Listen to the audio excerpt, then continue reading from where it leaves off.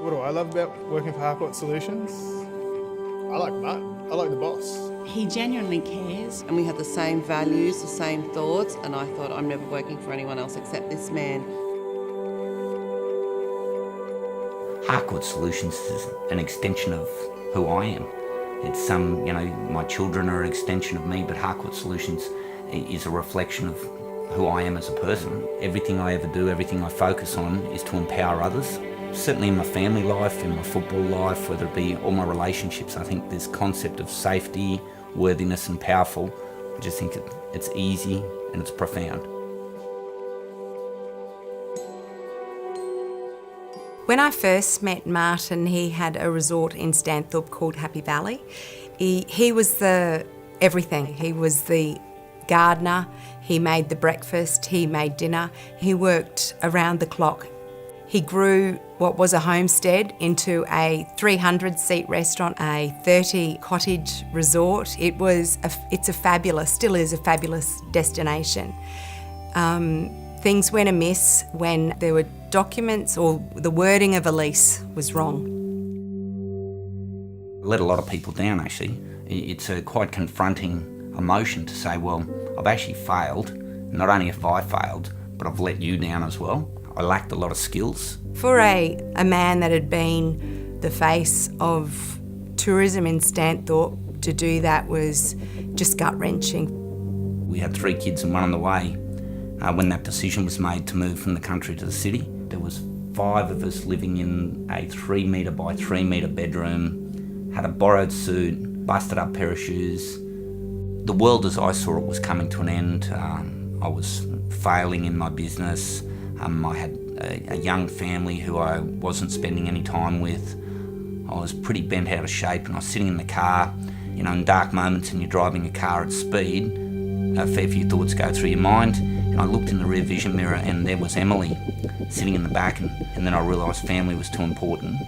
And then I chose to keep driving, and I've kept driving ever since. Dad, as a teacher to all his staff and as a teacher to us, always asks, what are you grateful for?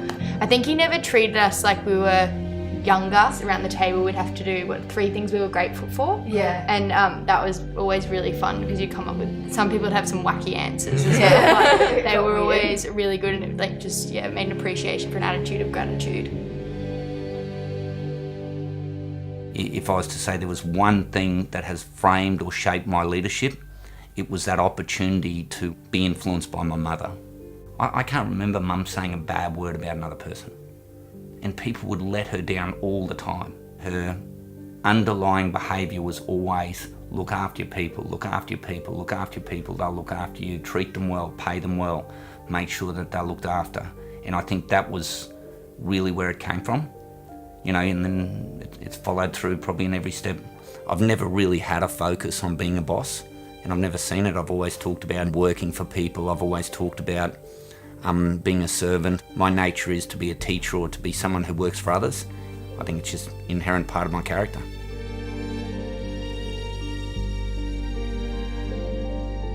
Martin just went about his role in Harcourts, doing well in his own business.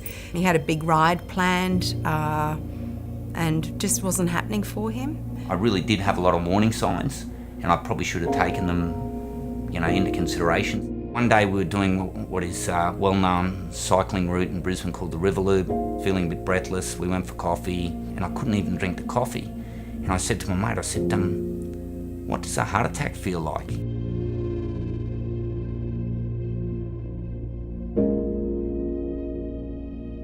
We were to have our first Harcourts Solutions meeting for the year.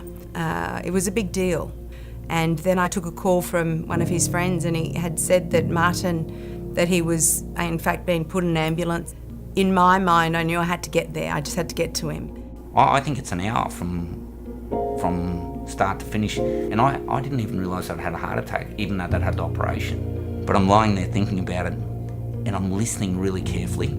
Then I hear some voice say, take him to recovery. And that was, I got to tell you, the word recovery has now become one of my great words.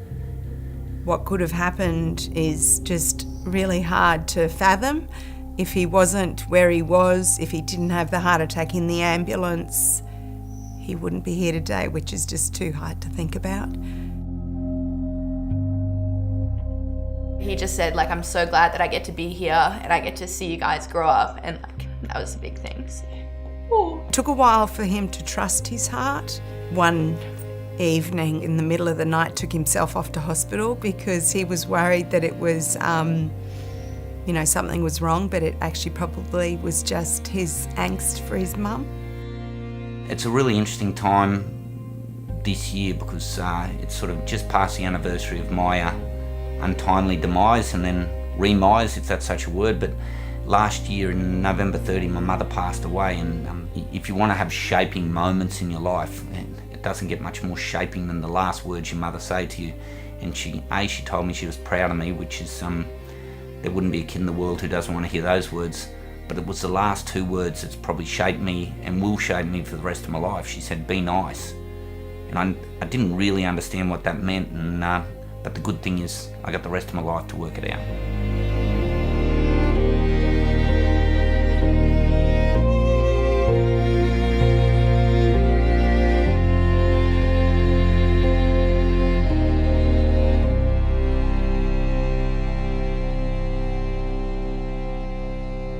When Martin was inducted into the Hall of Fame, there's two people that I knew I had to have there on the night, with Sandra and Doug.